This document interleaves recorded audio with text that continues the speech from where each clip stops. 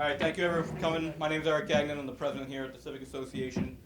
So tonight, the format's going to be, we're just going to, at first, everyone's going to have a chance to introduce themselves, say something, and then we have several questions that for mayoral candidates and councilor at large candidates that were sent in to us from residents that we'll be asking. Everyone will have 2 minutes to respond to each question, and then once we're finished all that, just informal meet and greet. You guys can go up to everyone, talk, eat some good stuff, and yeah, do a good night. I just want to give Councilor Rotondo a chance to speak for his only time tonight. Yes, you're lucky. Thank you, the Civic Association. Thank you, Eric. Betty, thank you guys for hosting this event.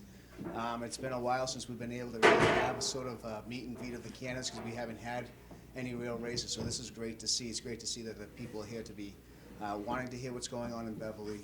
Yes, Eric's right. I don't have an opponent today, but this year, but doesn't mean that I'm not listening to you guys. So I'm not going to take any more time. Please, listen intently. These questions were really thought out, and hopefully you'll be able to make a decisive decision for the election. Thank you. All right, so Mayor, if you want to start, I'm sorry, I forgot the gentleman's name from BevCam here. First, Brian. Thank you, Brian. Thank you for coming. We appreciate it. Don't forget the mic. It's just for the recording on there, so everyone can post it up.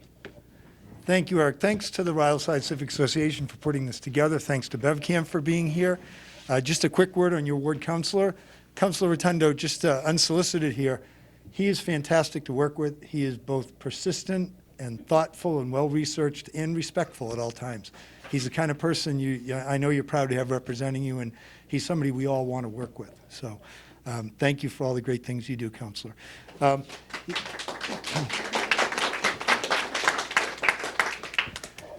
So briefly, the things that I've tried to focus on since you folks allowed me to be your mayor starting 8 years ago are to make sure that we get some really important projects built. That was the new middle school, the new police station, things that have been long needed. Also, when I say this, no one person does this. It takes a lot of people working together, and so I always have people to thank for things we accomplish. But also the waterfront restaurant, the harborfront restaurant that's under construction and should open next summer. Couple of things that we worked on in my first couple of years as mayor that I think have been very beneficial to Ryal Side are to really open up the trails on Green Hill early on and try to make sure that they are both accessible and welcoming. And that's an ongoing process as well, because we're still trying to get the best possible connection over to Green Street. We're in the process of trying to find an agreement with the property owner there to improve that trail access from Green Street. We also spent a good amount of time in my first couple of years in office trying to ensure that the neighborhoods of Winslow, Williams, Friend, Walcott, Guild, that those neighborhoods could continue to be protected from anybody trying to develop up in the Folly Hill neighborhood thinking they could punch through to those streets. There's a buffer, a protection in place. I worked with the council to ensure that that remains in place. So just a couple of Ryal Side focused things that we've done. There's lots to do. If you folks see fit to return me to the mayor's office in January, I really look forward to continuing to work with the Civic Association on any number of projects. As you know, the Bridge Street project, which has taken several years to get approved and then moved up the funding list because it's a state-funded project. It's going to be about a $15 million construction project, kind of thing we couldn't fund on our own at the local level. But we have spent a significant amount of money to engineer that job. Typically what happens is the city or town spends the money on the design and engineering, and then the state will fund the construction. So that Bridge Street project, which is going to matter to everybody, and when it's done, it'll be, I hope you all think, fantastic. You should see the construction starting next year as we replace the water main and maybe doing some sewer work as well under the street. And then the state construction job will start the following year in 2023. There's more to say, but I know you said 2 minutes, so I'm going to stop there and turn it over to my opponent and friend, Esther. Thank you. I am really happy to be here and to see all of you. Good evening. My name is Dr. Esther Goddard. Some of you know me from before. So I am running to be, can you hear me? I'm running to be, I don't think this is working. It's for the camera. Oh. BevCam. Okay. Yeah. All right. I'm running to be your next mayor. And what I'll do now is tell you a little bit about myself, because some of you don't know me. You probably don't know what I bring to the table. I was born in Kenya, but I came here as fast as I could. I got here in the end of 2001. There are a couple of reasons why I feel I'm prepared to be your next mayor. I have 3 decades of dynamic work and life experience. I have education and certification that I think will help me, help you. I have a dual degree in education and business administration. So I was a teacher for 10 years before I came here, taught college students business. And I know something about risk-taking. So I know that in this life we have to take risks. And a person who does not take risks does not change. They are like a slave because they are enslaved by their own fear. So I also know that the way you take risk is you take as much risk out of the risk-taking. So I learned that from business. I also have a Bachelor of Science in Nursing. I've been an RN. So in that front, I've learned to look for the real cause of problems. If you come to me with symptoms, I might give you a Tylenol, but I'm gonna run tests so that I can get to the root cause of what ails you, and so that I can treat you wholly. I have also learned as a nurse, for me to treat you, I have to be very invasive. I've got to come to you and start taking your clothes out. For you to allow me to do that, I have to build rapport with you. I have to make sure that you allow me to do that. So those are some of the things that I've learned. I have a master's in disaster and emergency management. So I know how to mitigate disasters. I know how to prevent. I know how to prepare. I know how to respond. And I know how to recover from disasters. And finally, I have a doctor in public health that has taught me how to take care of whole communities, not just in public health, but in a community that is all inclusive. And I have worked with the mayor for, I think he has prepared me to take over for the last 6 years. 6 years.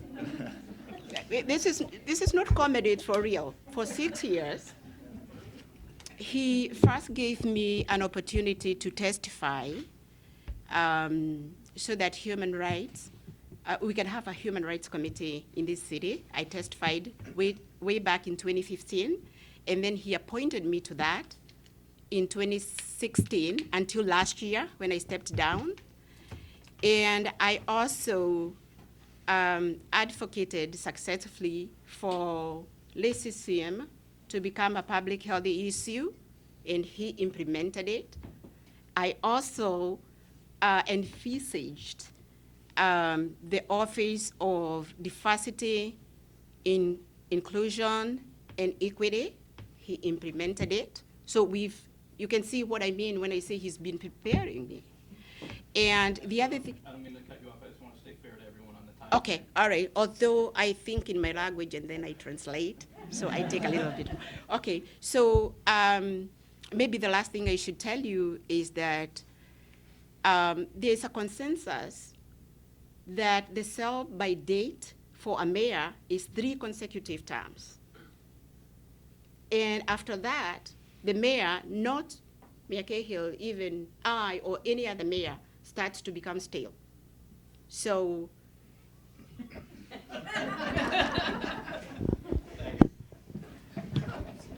All right. Thanks, Eric, and to the Ryal Side Civic Association for having us. Thanks to you all for taking the time to be here tonight, and for the folks watching at home, thank you to BevCam for allowing them to do so. To introduce myself, my name is Brendan Sweeney. I am one of the 5 candidates for City Council at large here in Beverly, along with these fine folks seated next to me. A little bit about me. I was born here in Beverly. I grew up down the road in Ipswich. I went to college nearby at Gordon College, and after school I stayed here in Beverly because of the many things that attracted me to spend so much time here when I was a college student. The vibrant downtown that we have, the scenic waterfront beauty that you find all over the city, as well as our numerous historic assets. And that brings me to where I am now, running for one of the 3 City Council at large seats. And I am doing so because I am really passionate about local government, as I believe that it is the level of government where you can have the most tangible, positive impact on the lives of your friends, your family, and your neighbors. That's why I've gotten involved locally already here in Beverly. I'm a member of the Planning Board, and I am also the chair of the Cable TV Advisory Committee. We actually just wrapped up our contract negotiations with Comcast to get a new 10-year contract for the folks at BevCam. And so those 2 roles have given me the chance to interact with some local issues here in Beverly already, and that's in addition to my professional experience. I've worked at the local level. I worked for the town manager in the town of Reading, where I really got to see how local government operates and specifically how to get things done. For the last 3 years, I've been at the state level in the financial management office, where I originally worked on housing, economic development, and education policy, and helped to oversee the development of the multi-billion-dollar portion of the state budget in those policy areas. But lately, my role has actually been working directly with cities and towns on COVID-19 response and recovery efforts. And in addition to that work experience, I do also have a master's degree in public administration from Suffolk University. But I believe that these experiences are important to bring to the City Council, given that specifically on the COVID recovery efforts, that's a big issue in front of Beverly. And I think that not only with regards to COVID, but also as we think about where we want to grow our city in the next 10 to 15 years, a lot of the decisions that we're making here in the short term will dictate what that path looks like in the long term. And it's an important time for the City Council as well, because we are losing 2 longtime incumbents. Both Paul Guanci and Tim Flaherty are stepping down. They've both served for over 20 years. I believe they've done a very good job for the city, but that leaves us at a position now where no matter who gets in, there's going to be, likely at least 2 new faces on the City Council. And so while I believe it's a positive that we're going to be able to bring these new perspectives to the table, I do think it's important that we bring folks with experience, and that's what I do believe that I possess, given my work both locally here in Beverly, but in government management at the local and state level as well. And so I'm looking forward to engaging in this conversation with you all tonight. Thank you. I don't really speak very long. I'm a longtime Beverly resident. My name is Rich Taben. I live right over at Sonning Road, which is behind Flair's Cleaners, which is a very congested area.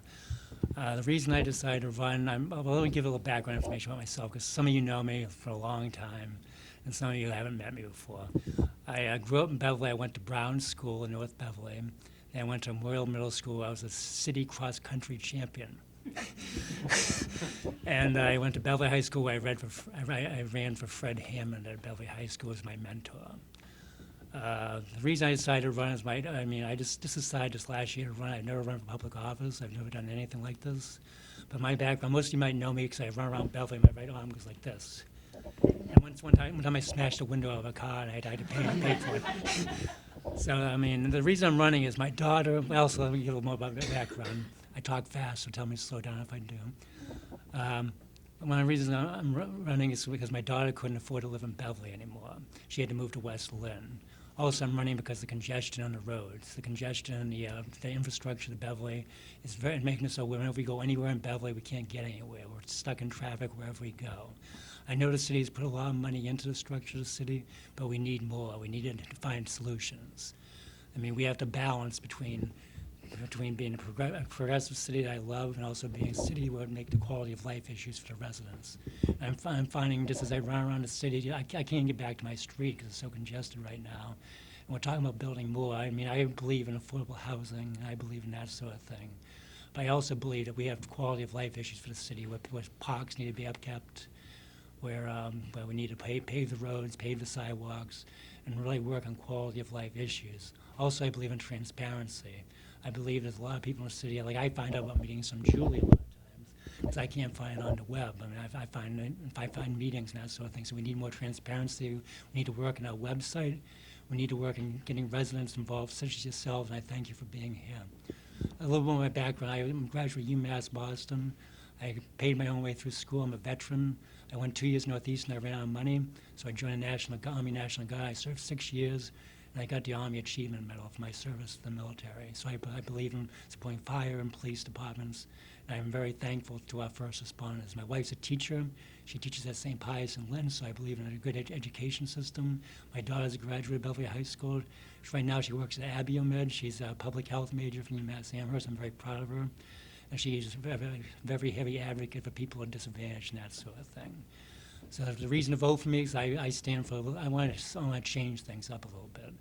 I mean, I think we have a beautiful city, but we do need some changes. And if you could vote for me November 2nd, I'd really appreciate it as one of the 3 votes for Bellevue City Council. Thank you. Thank you. Well, thank you. I'll echo the word of thanks to Eric, to the Ryalside Civic Association, and to all of you for being here, and to BevCam for being here so that our friends and neighbors who aren't able to be here in this room tonight can still hear this conversation.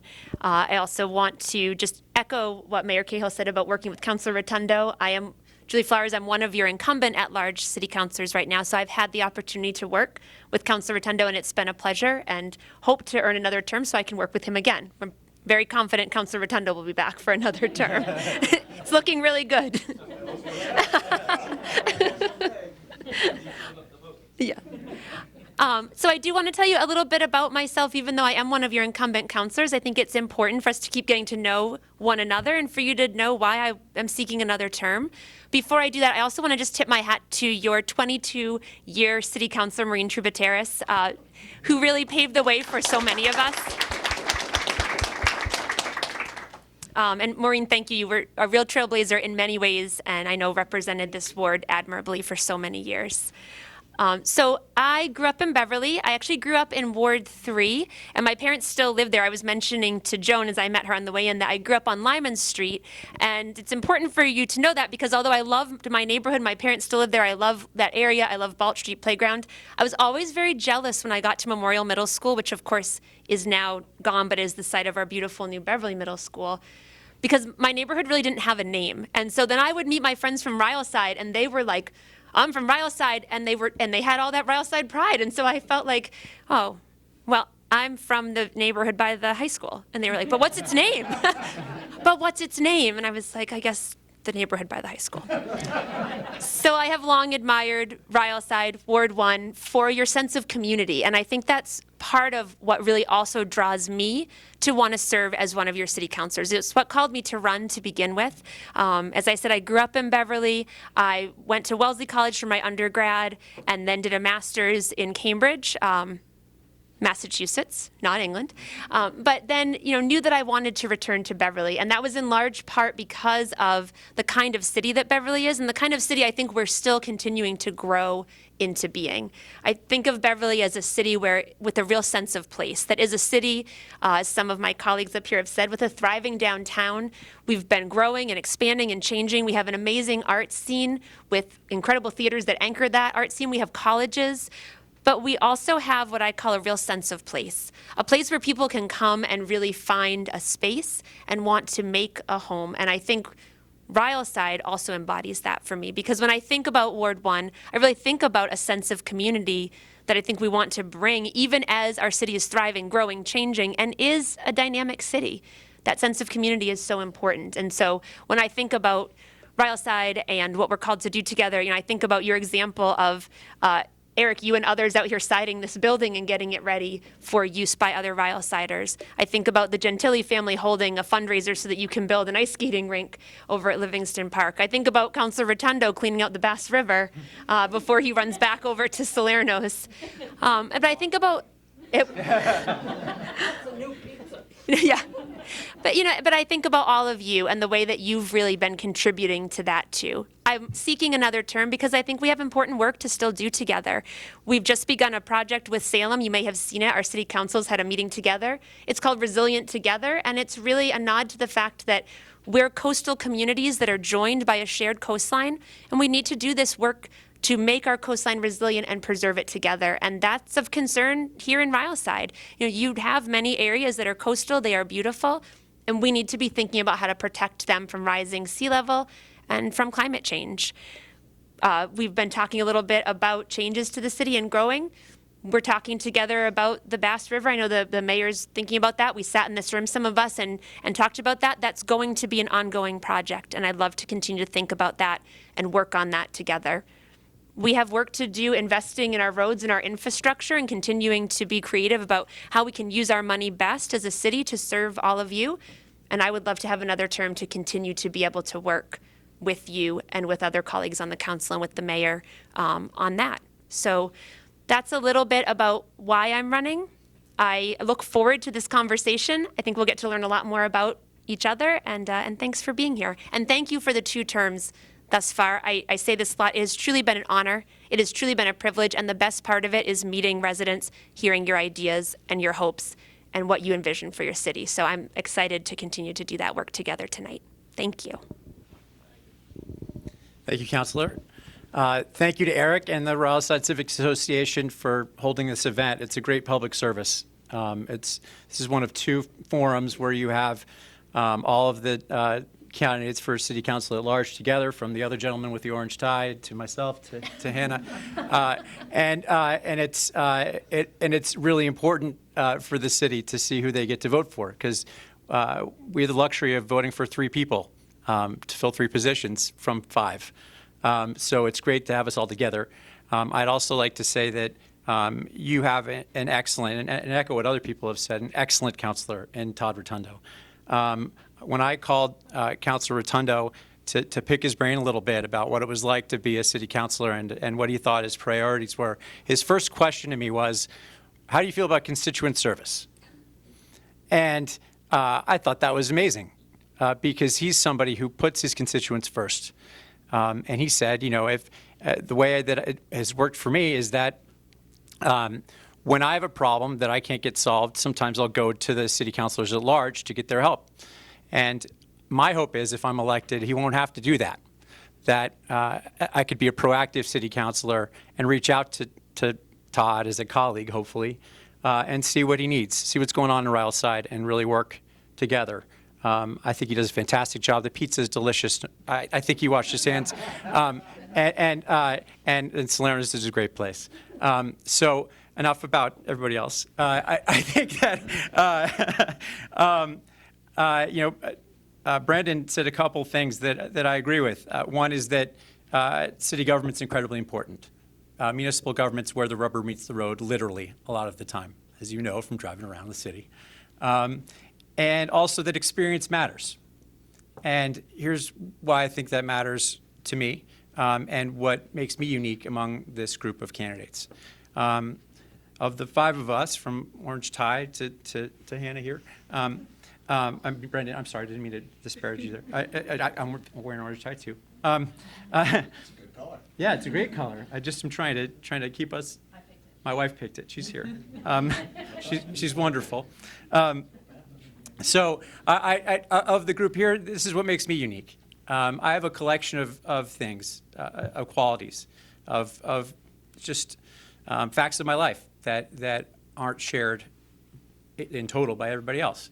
I am a husband. My wife picked the tie. I'm a father of 2 kids in the public schools. My wife and I have lived here 7 years in a house that we own. I'm a small business owner. I also keep an eye on my 76-year-old mom who lives in our first floor apartment. And I'm also a small business owner. I'm an attorney. I get paid to look through really dense documents and figure out what they mean and argue about them and advocate about them. And actually, I kind of like it. It's weird. But that's something that I think I could really bring to the city council in that regard. The other thing about experience, and that's my professional experience, but my personal experience is important too, because you could have a stack of policy papers higher than a stack of Bibles, and you won't know what it's like for the policies to affect the people who live here unless you are experiencing the effect of those policies yourself, unless you know what it's like to open up your mortgage bill and see the property tax went up, unless you know what it's like to be concerned about your kids' education in the schools. Unless you know what it's like to be concerned about your mom living on your first floor. So those are things that make me unique. In terms of my background, that's also a little unique. I'm not from Massachusetts. I grew up in the Washington, D.C. area. I went to Georgetown University, where I met my wife, although that's in some dispute. She also went to Georgetown. That's not a dispute. Well, that part's not. But, and I moved up here in 2004 to attend Boston College Law School. We lived in Somerville for a couple of years, and then when we decided to raise a family, we moved here to Beverly, and we've loved it and fell in love with the city. And I'm bought into Beverly. I want to make it a better place. That's all for now. But I'm excited for this conversation, and thank you so much to BevCam and to Ryal Side for having us tonight. All right. Thank you. And I know we want to get into questions, so I'm probably not going to use my whole 2 minutes. But a big thank you to everyone who's here, to our hosts tonight, and to the other candidates, both for running and for coming to have these conversations. So I'll just briefly tell you a little bit about myself and why I'm running, and then I'm excited to hear what the questions are for tonight. So I'm Hannah Bowen, as the sign there says, the fifth of us to speak tonight, and I'm actually the fifth on the ballot. So when you show up to vote, you're going to have to look all the way down. Remember this moment, getting to the end? So I grew up down the road in Swampscott, and like Esther, I got here as fast as I could. It was a little meandering. I also took some risks along the way. I think I lost enough soccer games and track meets to Beverly that it felt like time to get here. But I have always loved government and the sense of community. So to me, what you all do here in this building, in this neighborhood, as neighbors, that's what, to me, government is and means. And that's what I want us all to see and reflected in our city government, and really our government at all levels. And so I went into policy work for my career, and I've worked in nonprofits my whole career, mostly in international policy. I was a Peace Corps volunteer, learned a ton about how to build community in lots of different places and in lots of different ways, but found myself 5 or 6 years ago living in DC and feeling a little disconnected there. And every time I came home, just feeling the call of the ocean and of my family in the area here, and of wanting to, be a little bit more rooted in my own community and not just connected to global issues and,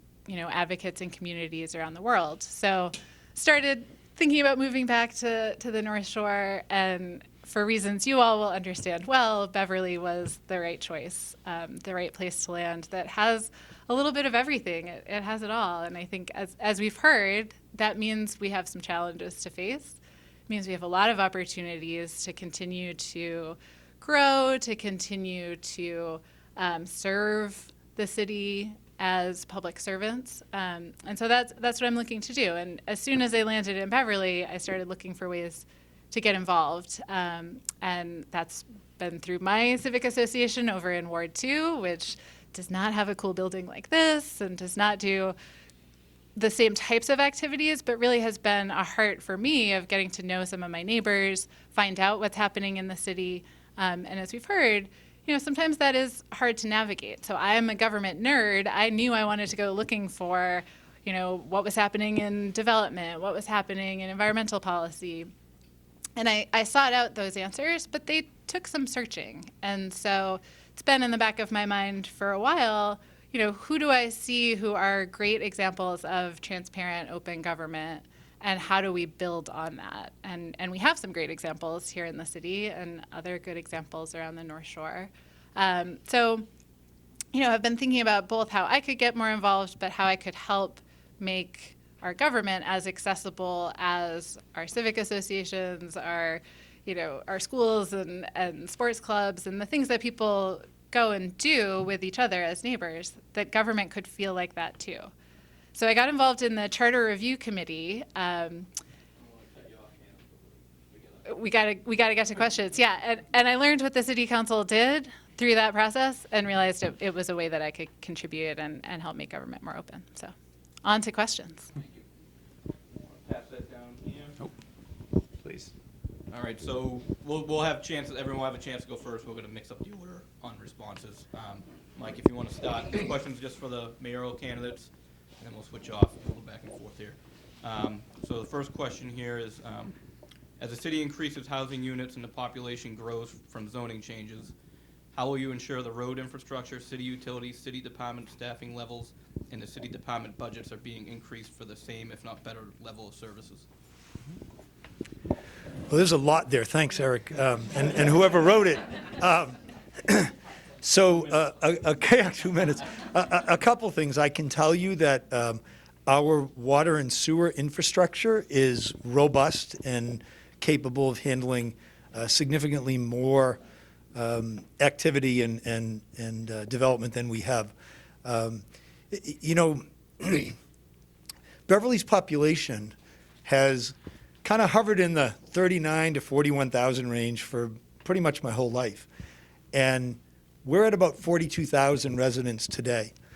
So for all the new housing units, and there are a lot, when you look back from 1970 to today, there are more units. The household sizes are smaller. Now, on the flip side, I know when I was a kid growing up in Centerville, we were a family of 8 with 1 car. Eventually, we were a family of 7 with 7 cars. So, I mean, I get that, we've got to address all the attendant issues that come with the growth we see. So, how we provide services in Beverly, and I think that we've successfully provided high-quality services throughout my time as mayor, at the same time as building our reserves so that when that inevitable recession comes, because we know the economy's cyclical, that we'll be able to continue to deliver the highest quality services without having to retreat from them. So let me stop on the infrastructure piece and just say, we have a continued unmet need in housing for people at all stages in life, and housing for people of all income levels.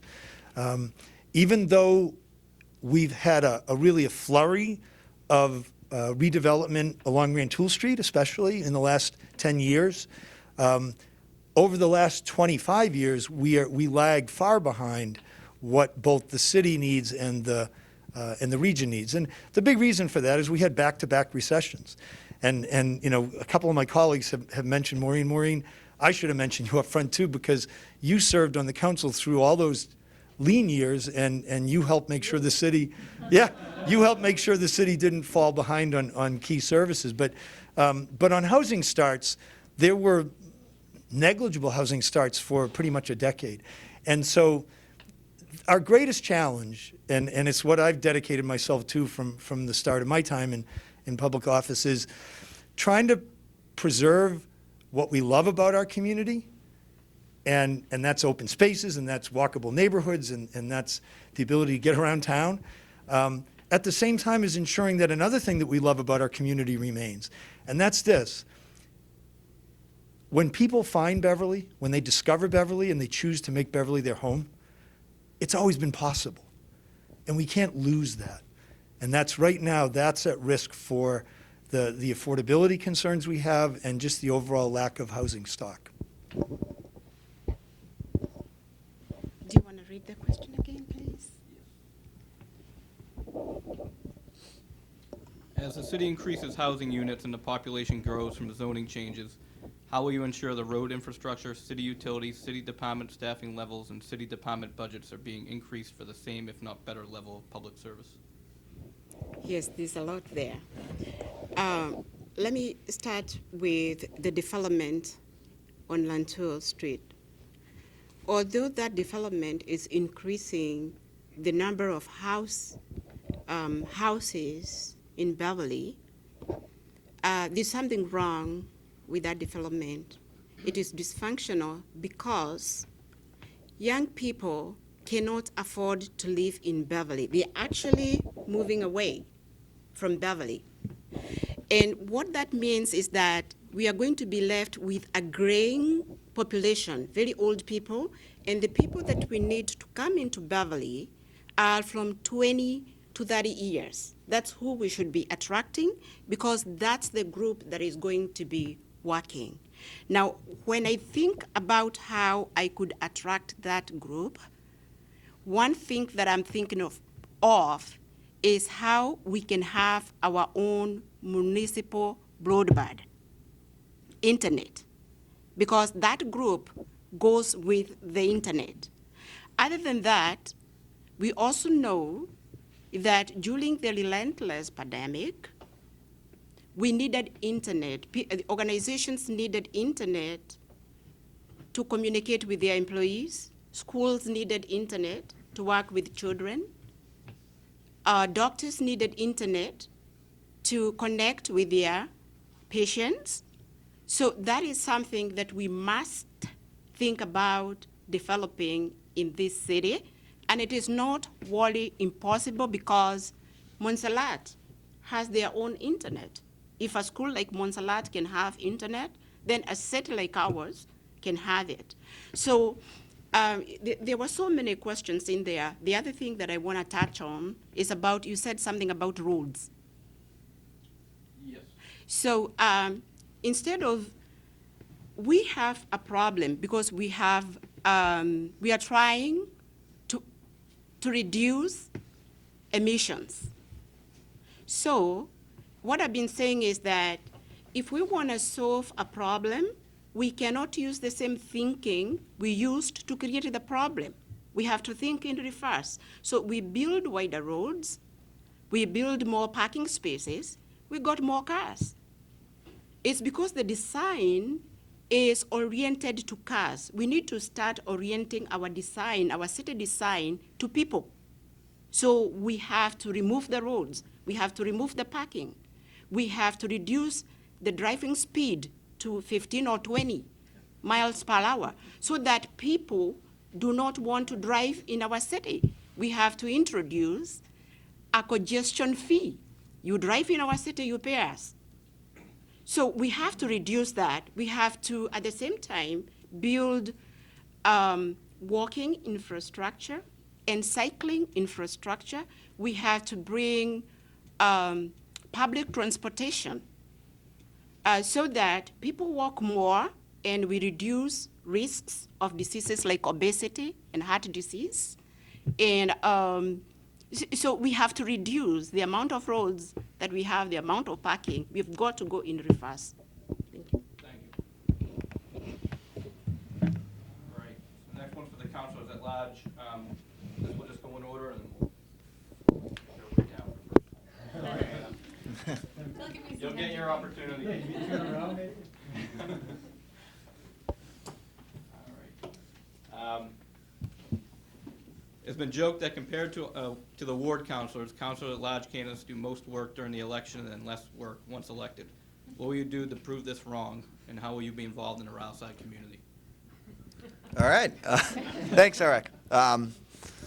So yeah, that's I can definitely speak to the point about the campaigning being a lot of work. That's for sure. But on the piece about the difference between the ward and at-large councilors, what Will touched on, and is something that I've talked to Todd and some of the other ward councilors about, the real asset that a city councilor at large can provide not only to the ward councilors but to the community as a whole, so long as they're proactive, is that ability to team up on some constituent issues. And that's one thing that I promise to do as a ward or as a city councilor at large, is make myself accessible not only to the ward councilors for solving some of these issues, but also to just the community at whole at large. If you have any sort of concern, whether it's as small as an issue with your specific street or something larger that involves the entire city, please do reach out to me, as I'm happy to help in any way that I can, whether that's giving you an answer myself or connecting you with the department within City Hall that can best address your issue. That's really what it comes down to for me, is I think it's making yourself accessible both to the ward councilors, but to the public at large. I have a one-word answer. I'm retired. And basically, I mean, I'm a one-person campaign. Basically, I'm new to this. I don't have campaign signs out front. I don't have bands and orchestras and that sort of thing. But I am a member of Beverly Bootstraps. I do drive a hybrid car. I run all over the city. I'm available all the time. I mean, I'm a member of the American Legion, the Beverly Elks. I'm hopefully going to be a member of the Beverly Rotaries tomorrow. I didn't really talk about my educational background. I mean, I went to UMass Boston. I was an honors graduate. My background is finance. So, I mean, one of the things that I can talk to you about is finances, because I was a small business controller and a cost accounting manager. So I know money. And when I get in the city, if I'm elected to city council, I will go through the budget line by line. And we were going to have more detail. I talked to the city accountant during one of the committee meetings, and he says we need another accountant in the city office. I think the mayor's hiring a temporary MIS person to help with the website and to help with getting more information out to the citizens. But what I believe is, I said before, is transparency. We need more information. We need citizen involvement. And I thank you for being here tonight. And like I said, my answer again, just put it through, it's retired, retired, retired. And now what I can do is, I have time, I'll help you, and I'll do anything I can to make the city a better place. I love the city, I grew up in the city, and I know the city like the back of my hand. I don't know Ryal side as well as North Beverly, because I didn't grow up in Ryal side. I had a little trouble getting here tonight, because it was dark, and I couldn't see where I was going. And I'm probably the oldest candidate here, I think. And, One of you beat. but I do like his orange tie. Thank you. But if you see my campaign signs, they're orange and black, because I'm a Beverly graduate, I'm a Beverly person. If you elect me, I love this city, I'll do anything I can, whatever it takes to make it better run. Thank you. Thank you. I'm going to use like 2 seconds of my 2 minutes to say something I should have said in my intro, because I also want to mention my 10-year-old son, Emmett, who's a student at Beverly Middle School. I feel like I'd be remiss in not mentioning him. But I also think it's important because, I think a lot about my work already on the city council. This question is, I love this question. I think it's really important that city councilors, ward and at large, are responsive to their constituents. And I've worked really hard to do that, and to do that faithfully over the past 2 terms. The reason I want to mention my son is not just that I have a child in the school system, but because I really do believe in many ways, when you need something done, if you ask a busy person, it will still get done. And so if you ask me, I'm a busy person. I'm a mom, a single mom. I'm a minister. I work downtown at First Baptist Church in Beverly. But I also am dedicated, determined, organized, and really relentlessly passionate about constituent service work. I know Councilor Rotundo mentioned that to you. I think that is key for ward councilors. I think that's key for city councilors at large. And I have sought to be a proactive listener, a proactive partner to the ward councilors, and really seek and have sought to respond anytime if I receive an email from a constituent, to never leave that unanswered. I think it might take me a day, it might take me 2, but I will not leave an email unanswered. I think that's one of the most important things, is for residents of our community to know that they're heard. I don't always have the answer. I will try to find the answer. I will work with my fellow councilors. I will work with City Hall, Mayor's office, department heads. Sometimes the City Council may not have the ability, I may not have the power in the office of City Councilor to fix the problem. But I believe firmly that the first step in being an effective leader, an effective representative, is to listen. And so I will always listen, and listen as fully and as well as possible, and then respond and seek partnerships wherever I can to get those answers and to do that work. I think with ward councilors, they often are a primary point of contact. There is no doubt that does happen. They're in your neighborhoods, they're in your wards, they're often best known to residents. So if I do hear from residents with an issue that's within a ward, I also will, if the ward councilor is not already looped in, I will try to loop them in and connect with them, because I want to be a partner. I think it's important. My view has always been it's important as a councilor at large not to overstep my ward council colleagues, but really let them be a partner. And so making sure that they're in the loop along with me. And I value when I hear from them too about ways that I can be helpful to them. But I will say, I think over the past 2 terms, I hope that I have proven my commitment to really doing the work and taking it seriously. I would really love to have the chance to continue to prove that, to dig in and do the work and take it seriously with you. So it is true, Brendan is right, campaigning adds a whole extra level, absolutely. And it's a whole extra level that's sort of the best part of the job, which is listening deeply and well, and then trying to think creatively about what the solutions to the problems might be, and doing what I can to work toward them. Thank you. Thank you, Counselor. Thank you. Well said. Thank you. Thanks for reminding me I should have mentioned my 10-year-old. Oh, well, Yeah. it's important Yeah. to remember the kids. I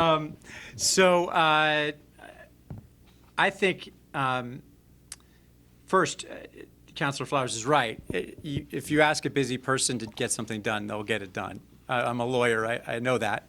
My schedule, I'm a litigator, which means I handle lawsuits on business, mainly between businesses. So my schedule can be a little dynamic, to put it lightly, but you figure out ways to get it done.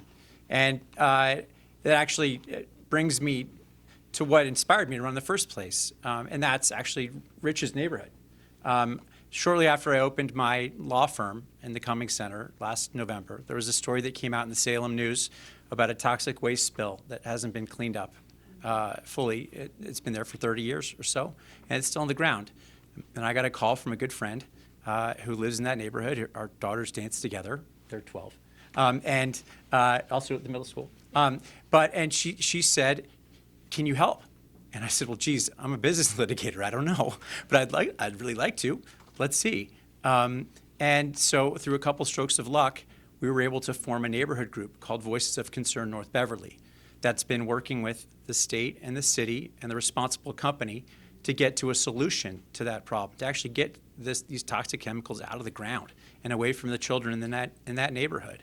And I've been volunteering as an advisor to them on top of my job, on top of hanging out with my kids, since November. And I've loved every minute of it. And I will keep working for them. They've inspired me to run. They showed me that I could use my skills as a litigator to really serve the community. And I anticipate keeping an active eye and an active role in Ward 3 at least. And as I mentioned, working with Councilor Rotundo on issues down here. And with every different group in the city, we need to be proactive. We have to keep our eye on the fact that as a city councilor at large, we represent the entire community and bring them into the discussions that we have and the issues that come up before us, because they affect all of us and we represent all of them. So that's my plan. Hannah? Sure. So I have also heard that quip and think it may be true in the sense that, the formal requirements of campaigning to reach every part of the city to get enough votes are right up front. They're, something we're all thinking about. But I plan to serve the same way I'm campaigning, and that is working hard, putting in the time, and, being collaborative, being open. And so I think it's important for, especially at-large councilors, but everyone on the council, to not just, have some ideas and pursue them, but to invite feedback and also to accept invitations. So that's one of the things. I know we all have some selfish reasons for running. We must, otherwise we wouldn't put that much time into it, and for serving. So even public service has some selfish impulse. For me, it's been really fun just through the campaign process to get more invitations to things happening in neighborhoods outside my own. So, I think that's something that has been really satisfying for me, to get to know people in other parts of the city, to see things that are happening that maybe no one would have thought to invite me to before I was offering to work with you and serve you. And so that's something that I think has been an element of campaigning so far, that really just that sense of community and getting access to all of you and your ideas, and yes, hear your complaints, but also hear your suggestions and work with you on them.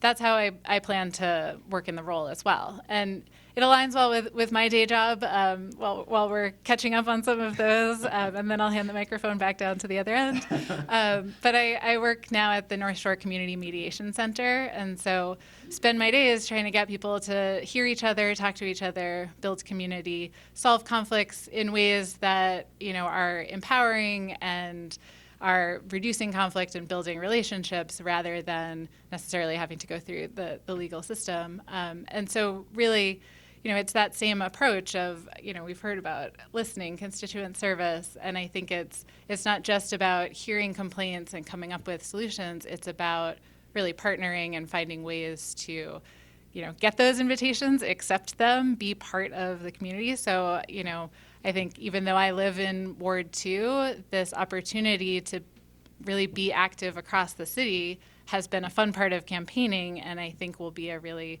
satisfying, fulfilling, and meaningful part of being part of the city council itself. You want to go first? Sure. All right. Yes. Everybody, so it's gonna go. We'll just go straight down. Question is straightforward. I promise. There's some back to this, so I gotta read it. Okay. During the pandemic, the trash barrels were removed from all the Ryal side parks. The trash barrels were never replaced, and it became a carry-in, carry-out policy without any chance for public hearing.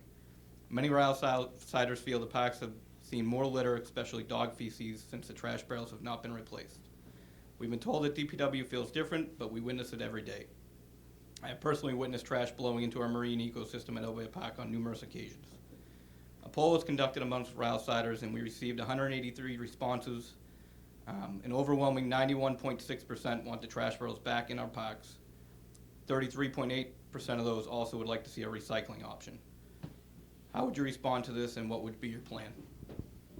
And I get to go first. Awesome. So yes, I agree. And it's not just Ryal side that is talking about this. So actually just, I don't know what day it is today, on Sunday, I think, I was holding signs on Cabot Street and went to share some coffee and some donuts that we had with folks who were sitting in the Veterans Memorial patio park there. And they were asking for trash cans, saying, look, we're trying to be responsible, but we don't have a place to put our trash, so thank you for the cup of coffee, and now we have to figure out what to do with it. So it's everywhere across the city that this is a pain point. And I really appreciated that the city council held a hearing on this issue, and I think that's exactly the kind of role the council is supposed to play in our balance of powers. So yes, it is the city department under the leadership of the mayor that actually made that decision and could make a different decision going forward. But the city council is really, I think, the place to set the overall policy vision, to hear this kind of feedback. The fact that you have survey data makes my nerdy side very excited that we can point to that. And that there are solutions embedded in that question too about adding recycling that we may not have had in city parks prior to reopening this discussion as a result of removing the barrels during COVID. And so, I watched that hearing and I heard some things that I didn't know from the Department of Public Works about what they're seeing. And I think that, they have a lot of expertise and they are tracking these things closely. But I wasn't totally convinced that we shouldn't bring trash barrels back to certain locations. I think some locations where there has been some public education about this is a carry-in, carry-out site, and it's a site like Lynch Park where that may happen more naturally versus, where I walk down to Dane Street Beach or Independence Park from my apartment, and a lot of people are, picking up a coffee from downtown, walking, and then, they're not getting back into a car or going home. Places like that, may be more appropriate for barrels, or downtown, or if you're finding that you're seeing trash end up in the waterways, then yeah, I think Aubert Park may be a good place to put those barrels back. And I love the idea of, making them even more environmentally friendly by adding some options. Maybe there's a compost option too. So yeah, I'm convinced by your data. Thanks, Hannah. First, I love Aubert Park. We play cornhole there with some friends every year. What's that? I think that. This is why we need the invitation. That's right. Actually, in full disclosure, Hannah and I live about a block and a half away from each other downtown. I agree that there are places where it would probably make sense to put trash barrels back, like on Cabot Street, at least in some of the neighborhoods. Some street corners would be nice. I do have a dog myself, and walk the dog, and he's a great dog, but it comes with responsibilities that are not nice to carry around for the rest of the time. I do understand that there is also a strong environmental argument for carry and carry out spaces. And I'd like to learn more about that. To the extent it's not working at Aubert Park, then it should be maybe readdressed. And we should look at ways to make it work better. To have different options for people, to maybe have compost, but I think we should keep an open mind about things, and again reach out to the community. If people feel strongly about it in the community, I think it's worthwhile to open up. I wasn't at the hearing. I didn't see the hearing. I don't know what happened at the hearing. I just know the trash barrels went away, and I think that if there's a good reason, and this is how I'll approach anything. I'm open to hear. I'm trained to apply the facts to the law, and so I'm eager to learn more about it and how we can make it work for everybody. Thank you. Well, I think my answer is not going to be appreciably different from my two fellow candidates who have come before, because I was one of the counselors who helped to hold the initial hearing. It was the Public Services Subcommittee of the City Council. So that's myself as the chair, Councilor Ames from Ward 3, and Councilor Rotundo. You may know him. And the reason that we wanted to have that opportunity was we viewed it as sort of, I think, an initial opportunity for residents to come and begin to talk about this, and also for us to invite the Department of Public Services to come and offer, as Hannah mentioned, offer information that we as counselors may not know, and that residents also may not have had the opportunity to hear, and to invite the mayor and other department heads to be there. So what I'll say is I viewed it as not a closed matter. I think it was an initial conversation. Sometimes the council will vote out of subcommittee something resolved, and then it will be placed on file, and that's kind of the end of it, or there'll be an action taken.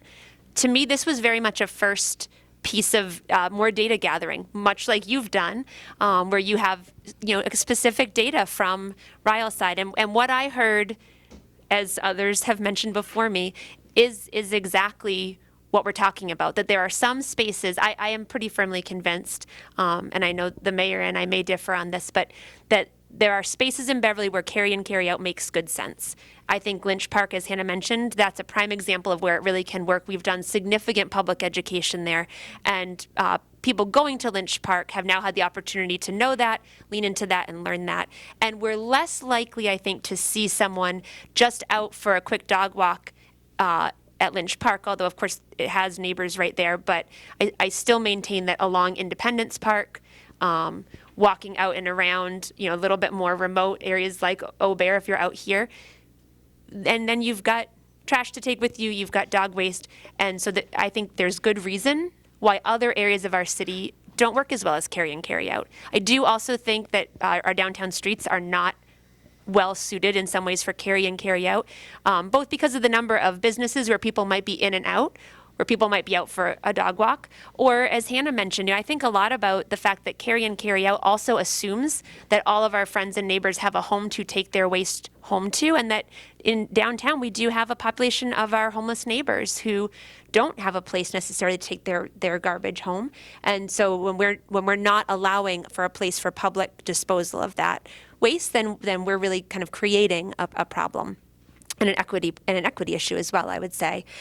My feeling is that there are ways that we can do public trash collection that are more environmentally friendly than what we were doing. I think having a recycling option there is absolutely one of them. I love the idea of a compost option.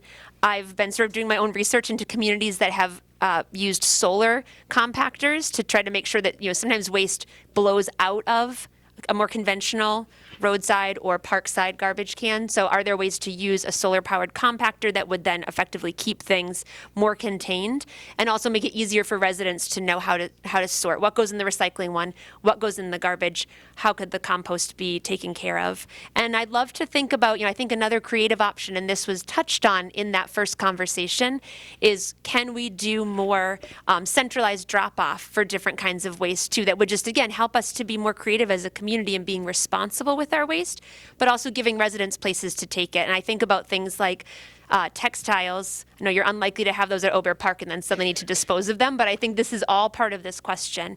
Textiles that you can take to a school right now and put in the bin, but are there ways we can have another centralized drop-off for that? I know on our city council meeting last night, our sustainability coordinator, Arena Keefe, was talking about a pilot program where there be in Ward 3 a centralized drop-off for compost. So if you live in a building where curbside compost may not be as possible, we're piloting having more centralized locations. I think that's also paving the way for us to have this conversation about how we can bring back not just trash barrels, but do broader and more creative and environmentally friendly waste disposal in our public spaces. So I would love to continue that conversation in the next term. As I said, I don't view it as a closed matter. I don't believe my fellow councilors did as well. A while back, I was working with Tanner and Clean Beverly. That's where I met Julie Curtis. We cleaned up the area in front of McDonald's, the parking lot, and it was a complete line of trash. So I understand what you're talking about. And also, I worked at Dane Street Beach, and it was totally different. Dane Street Beach was clean, and so I agree that there are certain parks in Beverly that do need trash barrels, and other ones that don't. I actually grew up with Bruce Doyle. We went to Brown School together, elementary school together, so I know the park commissioner person. And I go to Lynch Park a lot because I run a lot of races out there. I'm the treasurer of Wicked Running Club. And I do believe in collaboration. I do believe working with people. And I believe that if there's a problem at OB Park and when they need trash barrels, put them back in. But I'm not going to say knee-jerk reaction. One of the things on my campaign slogan is a voice for common sense. And I think sometimes when we have discussions, we might go into a little too much. We should go into detail, we should discuss it, we should collaborate. But eventually a decision has to be made. And when I make a decision, I'll make a decision. And also, I like I said, I've seen the parks and people. We do need clean parks. We do need someone to take care of the dog fees. Obviously, that's a public health problem. My daughter's a public health major, so I'm familiar with public health. And as a runner, I see the city. I go through the parks and everything. I've gone to the city council meetings. I've been very educated. When I first started running, I'll be honest with you, I didn't go to city council meetings. I was just too busy. But when I decided to run, I started attending the city council meetings. I went on Zoom. I'm a member of the Beverly City Chamber of Commerce. We actually talked about the trash issue for Gentilly Brewery. We talked about that. So, I am very involved. I do collaborate. And I will collaborate with the city council. I don't have a veto power. I don't have the power to force people to do what I want them to do. But I realize we'll work together and we will find a solution to your problem.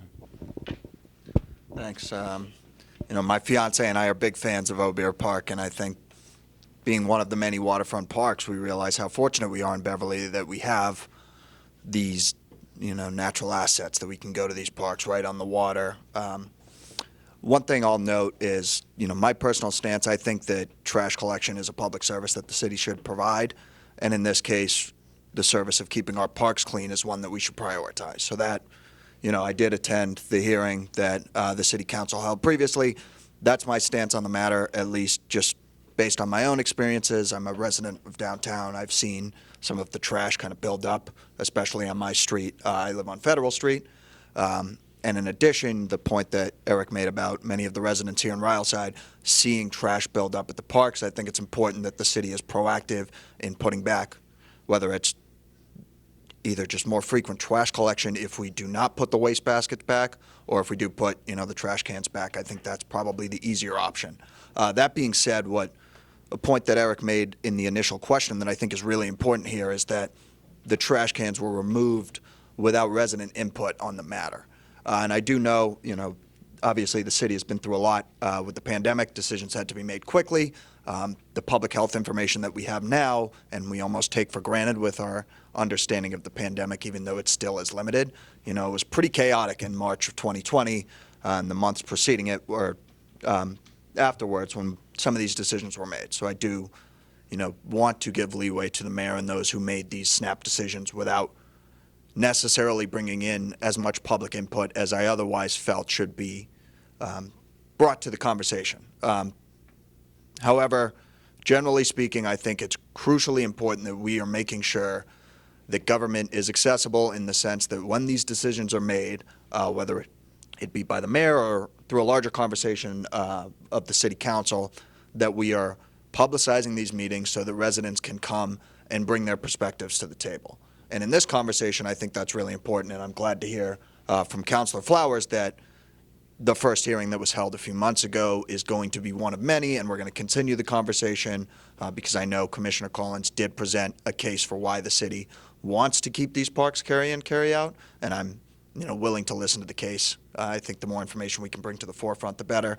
But the crucial piece for me here is whatever the decision, we need to make sure that resident input is being brought to the table. That wasn't the case here. There's still time for us to bring these perspectives to the table, and I want to make sure that whatever the decision being discussed, that we are bringing as many voices to the conversation as possible before actually making these decisions. So when I'm mayor, the first thing I'll do is bring the trash barrels back. Not only in the parks, but in every area where they're supposed to be. We are talking about making our city walkable, building walking infrastructure.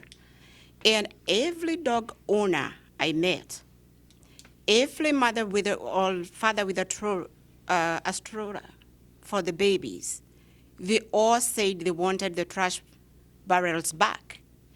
And if we are going to help businesses in the city, like retail businesses, the ones selling coffee and things like that, then we need the trash barrels back.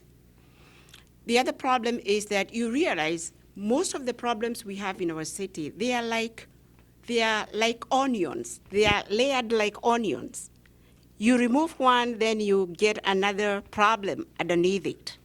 You might bring the barrels back and find that we have taken care of the rats, for instance. You might bring the barrels back and find that we do not have to misuse our police department by sending them to overflowing trash. That's not their job. So I do promise to bring the trash barrels back.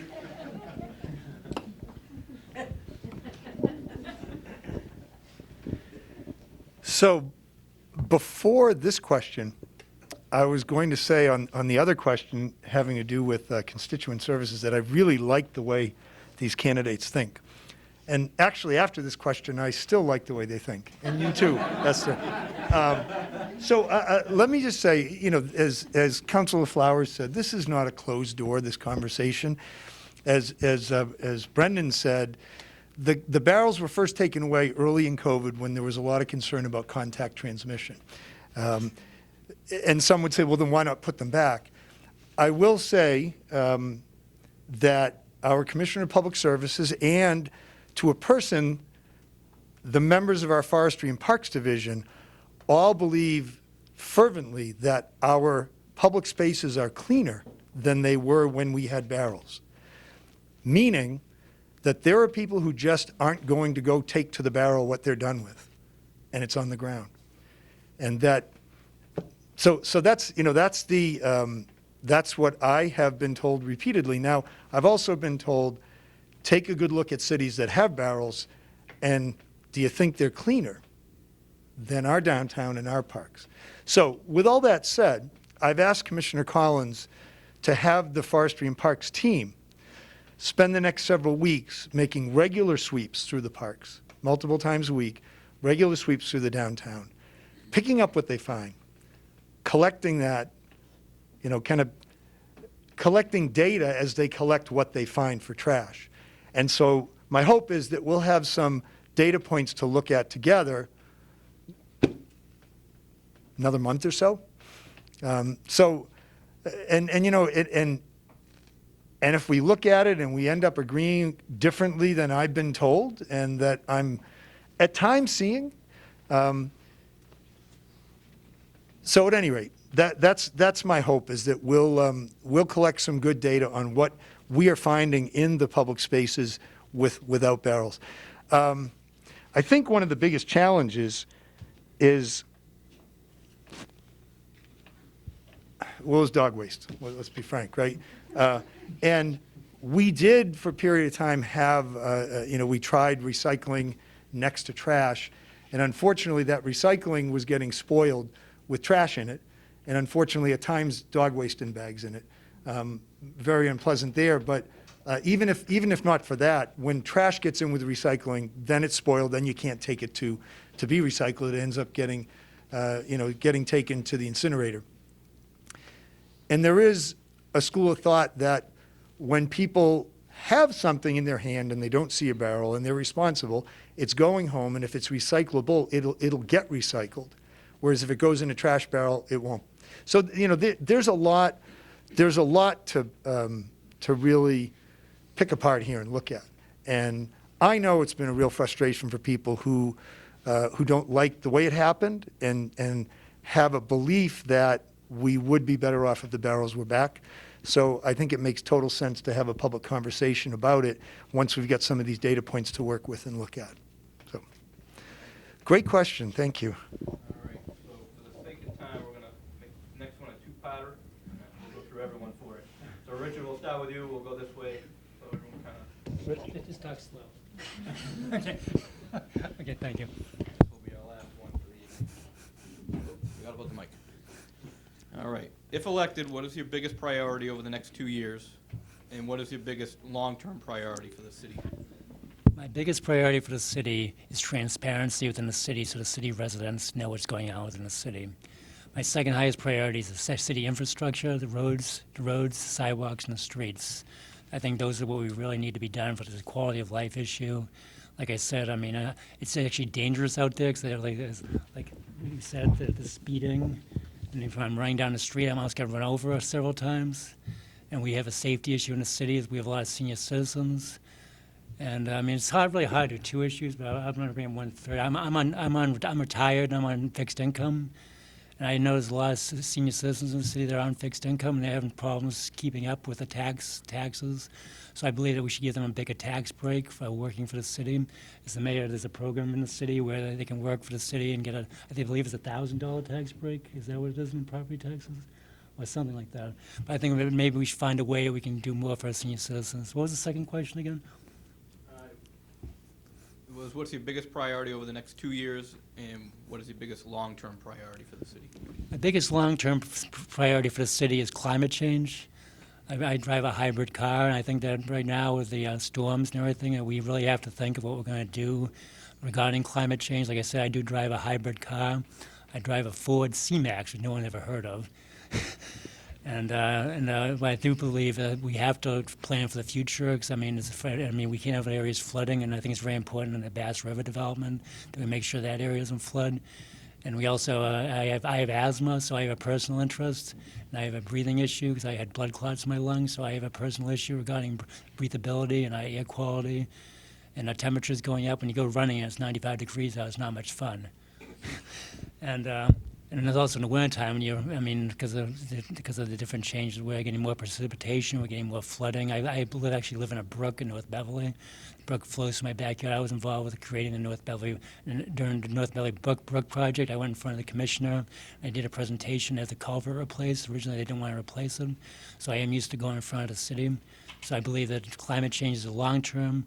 Short-term, I think it's transparency, and I think it's infrastructure. Thank you. Thank you, and thank you, Rich, for your answer. So a short-term priority that I have, I've been thinking a lot about communication out from our city. Rich, I think you referenced at the beginning that sometimes it's hard to navigate the website, or I know you said to me, I found out about the meeting because you posted it. I've been thinking a lot about that because I try to post in my city councilor circles about city council meetings, to be sure, but other meetings as they're coming. But a limitation of that, even as all the councilors are trying to communicate, even as the mayor's office is trying to communicate, when we're communicating sort of in these smaller circles, and particularly on social media, I've been thinking about how that presupposes that people are on certain types of social media, and they are tools at our disposal. I'm not saying that we should not be using them as city leaders, but they're, to my mind, a piece of a broader communication plan that is possible. And so I've been thinking a lot about as our city grows and changes, and it certainly is busy right now. You may have been feeling it too. I think part of it is the effect maybe on all of us of coming through and sort of leaning out of, but we're still kind of in it, but we're leaning out of a pandemic. But I don't know if you've had this feeling, but just feeling that there are so many things happening in our city, and it's hard sometimes to find out about them. It's hard to feel like you have enough notice.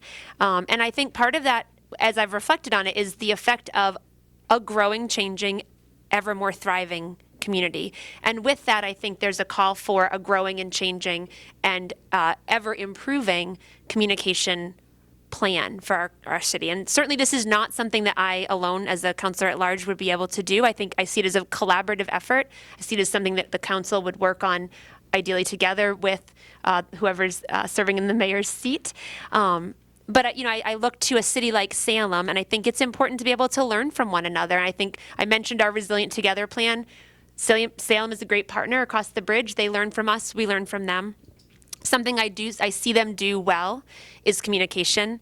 And I think that would be a question of prioritizing together whether we want to create a communication position in our city government. Salem does have that role on both the city and school sides of their government. And I think what that allows for is, communication right now to a certain extent strikes me as everybody's job. But it's hard when something is everybody's job, because you probably know in your own lives, sometimes the things that are everybody's responsibility then end up inadvertently becoming nobody's because everybody is busy. So I would really love to prioritize over the next 2 years being a part of coming up with a cohesive and budgeted for and planned for communication strategy that includes our website, includes our use of social media tools, but also continues to use print journalism and how we get the word out. Longer term, Rich, you kind of nailed it for me, resiliency and climate. We are a seaside coastal community. Many parts of Ward 1, as you know, are coastal, and they also are at risk for sea level rise or when there's a storm surge. And that includes people's homes and parts of our infrastructure as well. So I think that's something we've already begun to work on. I want to say, Mayor Cahill, I know your administration has made a big priority of being a green community. And I think there's much more work to be done, and that's a priority for me long term that I'd like to be a part of. Continuing to think about, we have our first electric school bus. Arena Keefe shared last night that it's the first in the Commonwealth to be actually generating so much electricity that's putting it back in the grid.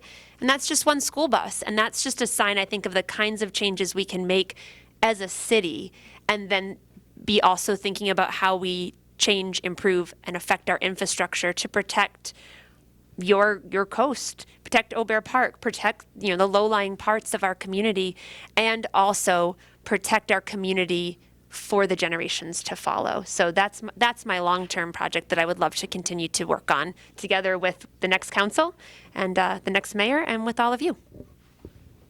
Thank you. I'm going to say that that there's a lot of overlap, not just in what's been said, but in terms of my priorities. Because I think the time has passed for us to put off dealing with climate change. I say this as a father, as somebody who lives in a coastal city, as somebody who is a resident of the world.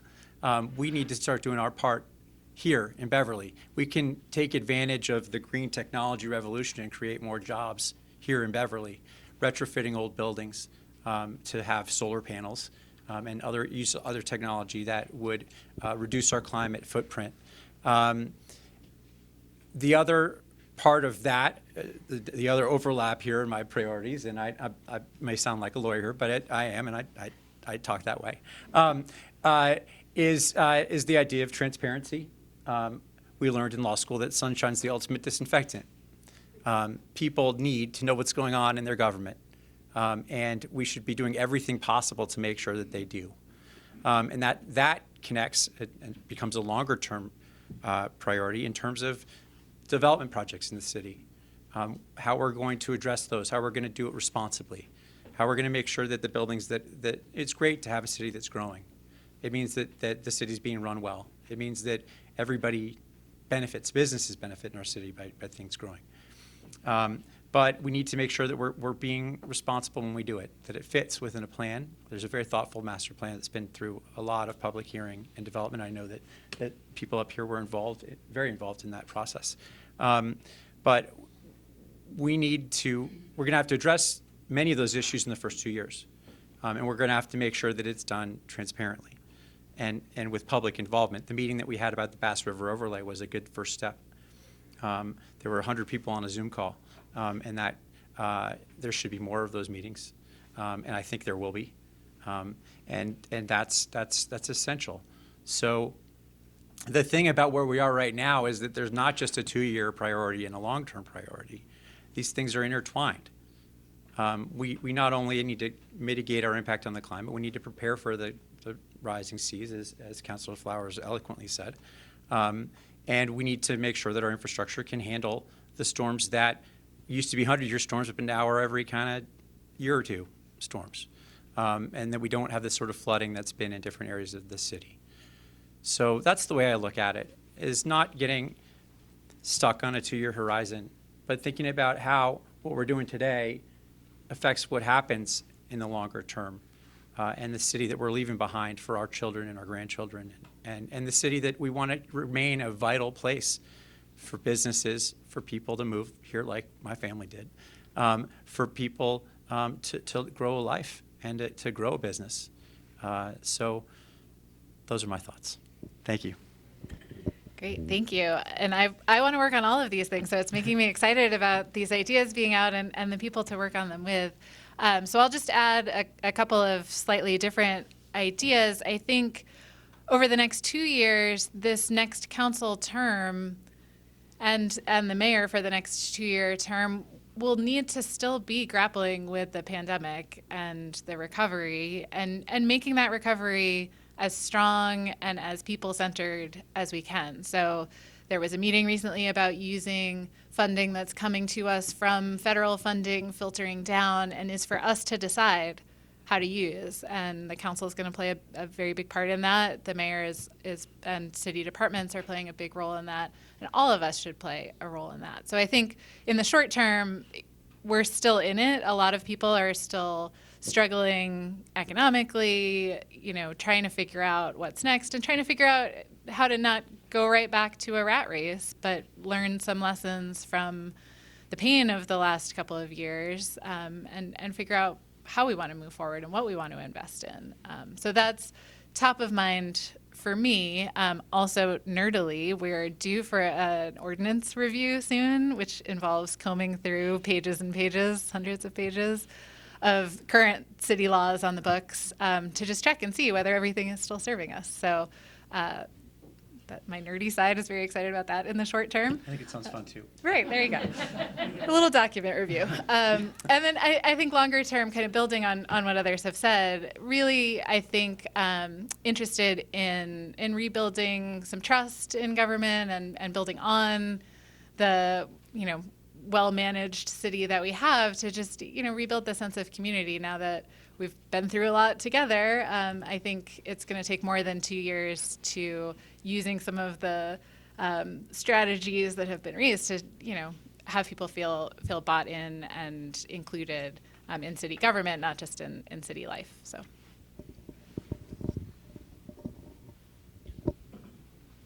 Thanks, Rich. So a lot of really good points were made, especially about the piece on transparency in government and our climate mitigation and resiliency efforts here in Beverly. For me, what I'm thinking about in the short term, and Hannah referenced this a little bit with the lens of COVID recovery in our community, we do have just shy of $13 million available to Beverly. It's federal funding through the American Rescue Plan Act that we can deploy for longer-term COVID recovery efforts, and that's something that, the mayor's already initiated the process that we're going to undertake as a city council. Process has already begun. We really are going to be ramping up our focus right off the bat when the new council comes in January. One specific stakeholder group that I'm looking to support is our small business community in the city. You all know, obviously, our city councilor here in Ward 1, Todd Rotundo, is one of those small business owners. It's been a tough road, an incredibly difficult 19 months where business owners in this city have had to endure challenging public health regulations, but also on the economic side, difficulty with staffing and otherwise making sure that they can maintain their operations. And that's one potential use that I've talked to leaders in both the Greater Beverly Chamber of Commerce as well as with Beverly Main Streets for how we can utilize some of this funding to support those small businesses that really are the backbone of our downtown and of the growth that we've seen here in Beverly, and that's what's made the city such an attractive place to live. So that's going to be my first short-term priority, is finding the best way to utilize some of this funding to support our small business community. Longer term, what's really on my mind is sustainable development in Beverly. This is something that, given my work on the planning board, I've already interacted with a little bit here in Beverly. Will had mentioned the master plan that we put together, Plan Beverly. There's a lot of pieces when I say sustainable development, and so what I'm thinking about is there is definitely a need on the housing front, specifically to bring in more housing, what I believe, the master plan terms at the missing middle. I think we need to target more housing for seniors that would like to downsize, and otherwise to bring some young families into Beverly so that we can see some more natural turnover in the housing market of single-family homes, so that when these seniors want to downsize, they want to stay in the city, they now have somewhere to go. And then for folks, like my fiance and I that are looking to buy a home in Beverly, hopefully the prices would be a little more affordable than they are today. But that also then means we need to be very cognizant that as we are continuing to grow as a city, that we're maintaining Beverly's historic character. And I think this is crucially important when you think about Beverly and what separates us from Salem or Somerville or Cambridge or some of the cities around Boston, is that we have the amenities of a vibrant downtown, but we still have some of that New England small town feel, especially going up the coast. And that's something that I want to make sure that we're preserving, so that when we are developing, we are trying to find locations to build more housing. The topic of the Bass River District being a good area to do so, that we're not overdeveloping the city going forward. And then to go back to that first question that Eric posed to our two mayoral candidates, I really want to make sure that we're thinking about the fact that any new development means we are going to have to scale up services. Specifically on the public safety side, that's a priority of mine, to make sure that both our police and fire departments are staffed to the levels that they need to be to respond to the Beverly of today and not the Beverly of 20 years ago, but also on the infrastructure side. As we bring more people into the city, we need to make sure that our streets can support any increases in traffic. And so all of that is encompassed in what I call sustainable development, and that's something that I'm going to be pushing forward if I'm fortunate enough to be elected to the city council.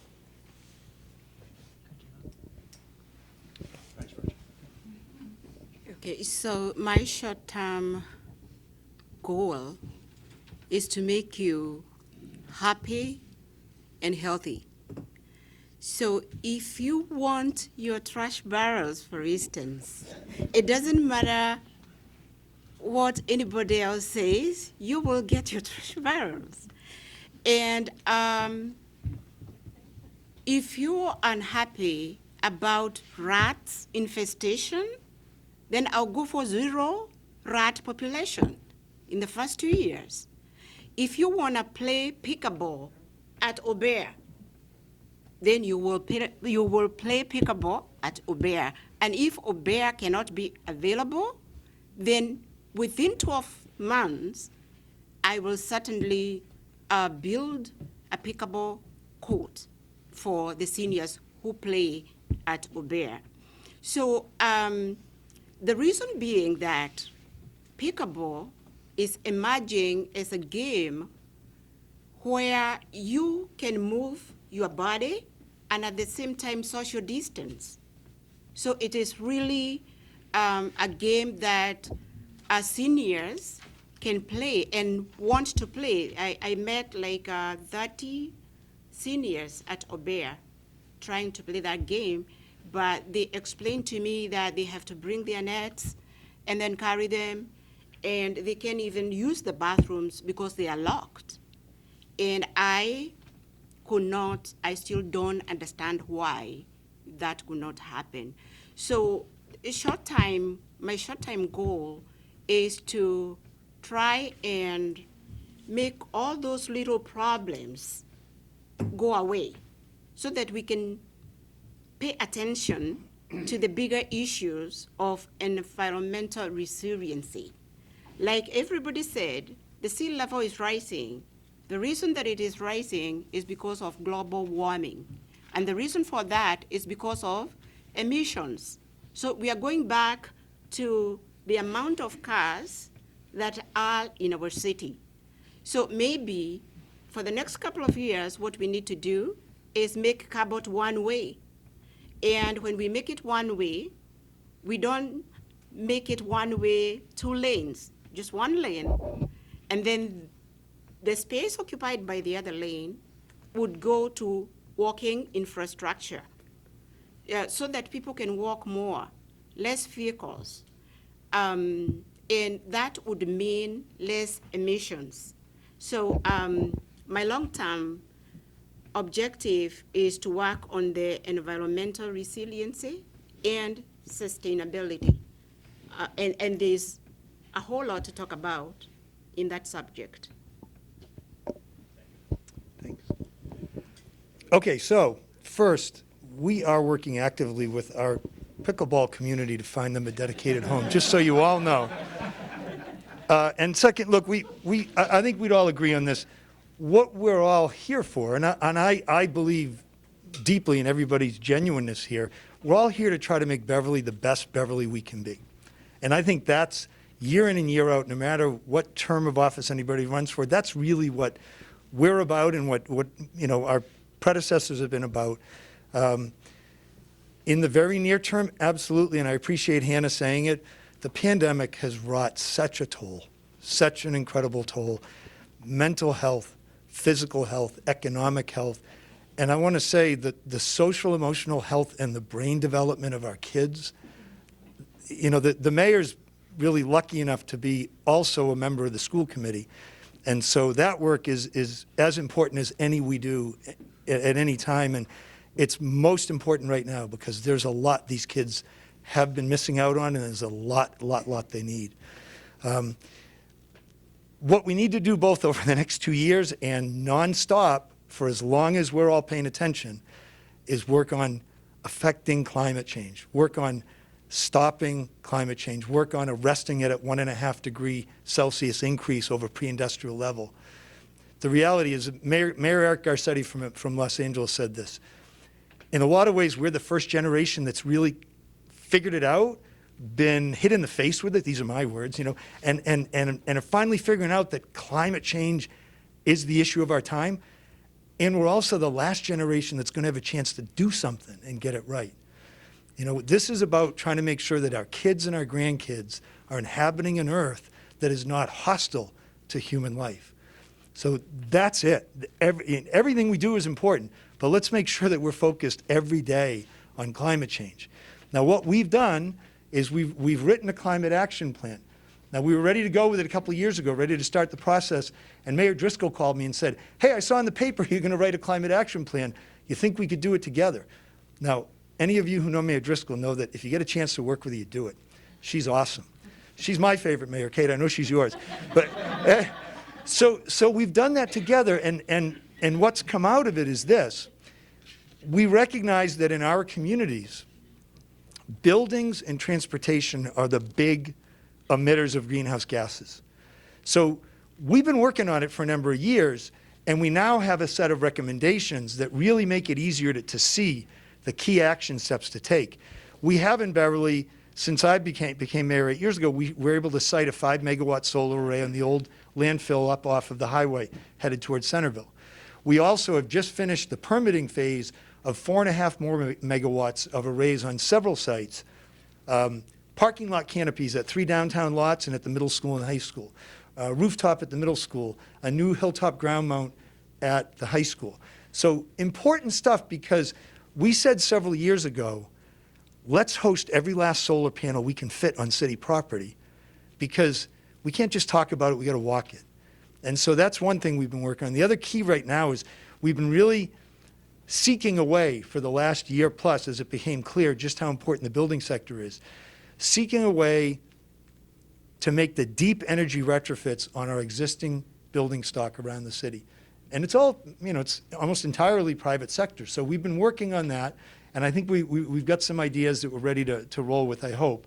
And then the other thing I want to say about this is, gosh, we've done a lot of planning in the last several years. We did a housing needs analysis several years ago to touch on what we were talking about before, the unmet need for housing. But it fits with our master plan, which is prioritized transit-oriented development, the idea that try to meet your housing and your economic development needs where land has already been developed, as opposed to cutting down trees to do it, and try to meet it where you can walk to public transit. Not that every person who moves into a house or an apartment downtown won't have a car, but the data shows that when you move into a neighborhood that you can walk to transit and you can walk to some of your services, you're less likely to have a car, and there'll be fewer cars per housing unit, per family unit, and fewer trips per car. So it does matter in terms of trying to make our community sustainable for the long haul. There's so much more. Last thing I'll say, Eric, if I could, is the other two things, education and equity. Education, always, always, always. It's a great equalizer in this world. And equity, let's be frank, a lot of us weren't paying the kind of attention we needed to until about 1.5 years ago. Okay, and the latest census showed that Beverly is 15% people of color. That's awesome. That's a high watermark, as I understand it, in our history. And we're more diverse than we ever were, and we're going to be more diverse as we move forward. And so we need representation, diversity and representation in our city, and diversity and leadership in our cities. All those things are things we are working on and need to keep working on together. So last thing is, we have an election on November 2nd. I would be honored and grateful to get your vote for mayor and keep on working with you. Thank you. Okay, I know it's getting late, but there's one question I have to ask. We'll make it very short answers. If I didn't, I'd be doing a disservice to Ryal-siders. This is just for the councilors at large, so if we can keep it to a minute, under a minute, it'd be appreciated. I know it's a big question, it's a big issue. So the next city council may be presented with the Bass River Overlay District. How do you think you would, do you think you would support it, and should commercial space be required by the developer or developers? That's a good question, Eric. This is, again, something that we've been thinking about already on the planning board. Just briefly, Bass River is currently zoned industrial. It's the area right from the former site of the Bolomat all the way through National Grid site on River Street there. And so an overlay district would allow us to keep the industrial use, but add commercial and add residential or other type of uses, but probably really focusing on those two. Generally speaking, I do support the idea of an overlay district there. I think that's a great area to meet some of these needs on the sustainable development piece that I had talked about, specifically on the housing front. Personally, I want to see more commercial development there as well, because we're right on the waterfront. Fortunately, a provision of state law allows us to preserve open space, which is a key goal of mine. And I think commercial space with the open space, with the river, would be a nice, another place in Beverly for people to go to, especially the residents of Ryal side. It's one thing I know that you guys spoke about during the public meeting you held here. I know the mayor and others don't want to cannibalize from downtown businesses, and so I'm open to hearing about whether or not we should actually mandate first floor commercial space or just leave the option there and have the developer otherwise adapt. But generally speaking, I'm in favor of an overlay district. I think it unlocks a lot of opportunities in a currently underutilized part of our city. That's a very good question. I do support the overlay district, but I want more details. I was at the meeting last night over in Gillis Park, and I think the mayor said, I forget the exact number of housing units it's going to be, but it seemed like we have a lot of housing units. Maybe we need to make it more mixed. Because I think the city, one of the things that I'm concerned about with any development in the city is how many cars will it bring to the city. Because right now, our roads are not built to encompass the traffic we now have. So whatever we develop, I think that when we did the YMCA, we did affordable housing up there, that was a great thing. I think the Briscoe Senior Center thing's a great thing. But I think that we have to, whenever we develop anything in the city right now, we have to look at what it's going to do to our services, overburdened services, our schools, and we have to see how many cars it brings in. So I generally do support the overlay district, but I like to see more details before I would vote for approval as a city councilor. Thank you. my feeling is somewhat similar, that I feel generally inclined to support the idea of overlay there to open up the possibility of what could be done. But I also really am not convinced at this point, and it's not before us for a vote. I think it's important to clarify that until we have more time for more conversation, that I'm not convinced at this point that it's something that I would vote for at this moment. I think we need to honor our commitment to, I've been to a meeting here in Ryal side, I've been to the meeting that Rich referenced in Goat Hill. The mayor has talked about more meetings to come, and that will be a really important piece of how we decide together if this is the right thing for us to move forward on. I do want to say I appreciate Brendan's explanation very much, because I think sometimes in the conversation about what exactly we're talking about here, I've been in a lot of conversations where it sort of felt like part of what it sounds like to residents is that the city itself would develop the property. Brendan, I appreciate that you did a great job of helping us understand that it's opening up what's possible for property owners. The city itself is not a property owner on the Bass River. However, I think two things that I've been thinking a lot about are, Eric, you asked about commercial space. I would, if we do move forward, like to see commercial space in that area. I think one of the things I've heard from many residents in your neighborhood is there's not as many places in Ryal side where you can walk and go get dinner. There's not places where you can easily go without your car and be able to sit down with your family. And so I think that opens up that possibility for your neighborhood. There are other neighborhoods around the city where that is possible. Ryal side doesn't have as much of that kind of commercial development right now, where you can go and sit outside with your family and enjoy a meal or talk together, grab a coffee. Especially, Ryal side Cafe used to be one of those spots, and that's no longer. And so I'd like to see that happen and be part of the conversation. I also, and I'll just quickly say, and I know my time is almost up, but I also have been thinking recently, after a conversation with our executive director of the Greater Beverly Chamber of Commerce, Leslie Gould, she said, have you all ever given any thought to what if part of it could be like a boardwalk, and then there could be like a gaga pit and a bocce ball area and a mini golf? And, I had not before that given much thought, but yeah. Yeah, exactly. Pickleball. Honestly, she said bocce, and I kind of have an affinity for bocce. So I was like, yeah, I'd want to go down there and play bocce with Councilor Rotundo. I would definitely want to do that. So, I think that's what, when I say I think there's more conversations to be had, and, is there even a creative way? Some of the restrictions along the water do mean that there'll be green space preserved, as Brendan said. I also think it'd be intriguing to think about what if some of that property became available and the city decided to invest in it to create something like that, recreational. So I am inclined toward opening up what the zoning can do. I am also really interested in what the conversations going forward reveal. Thank you. I tend to agree. We drove from our house in downtown Beverly over here past the Bolomat, which looks like a post-apocalyptic setting from a movie. This is an area. It's true, and there's. Oh, well, that will look wonderful. But for now, it shows that there's an area that can be developed there. But we need to make sure that we're taking people's concerns into account. This is where transparency in meetings happen. My wife plays softball in Ascendi Park, for example, every Thursday night. And it's really important that open space stays. I spoke with a business owner over the weekend who goes to my church, who has a business in that area, and had concerns about what the overlay would mean and whether she would be forced to sell her family's business that's been there forever. And I said, well, that's not my understanding.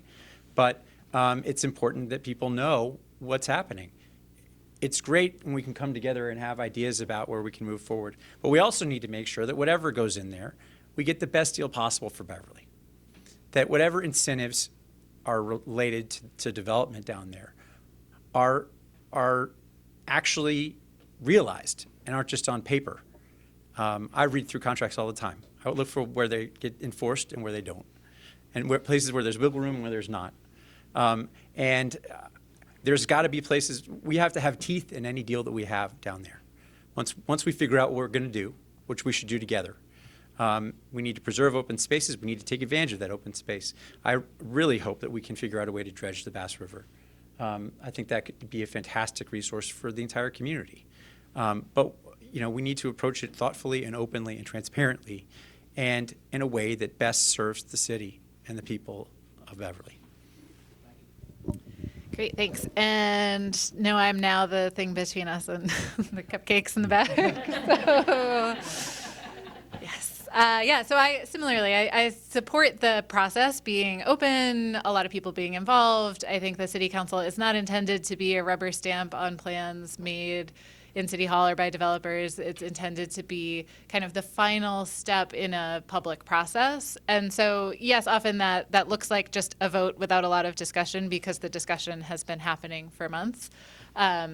Or years in many cases, decades. But yeah, so I look forward to being part of that process, look forward to being in conversation with all of you. I also really like the idea of putting in place, whether it's through design standards or through the zoning overlay itself, or just through our advocacy to property owners and neighbors, prioritizing some recreation space, whether that is commercial or public or some sort of partnership. Have heard great ideas from folks in this room and across the city about opportunities for young people.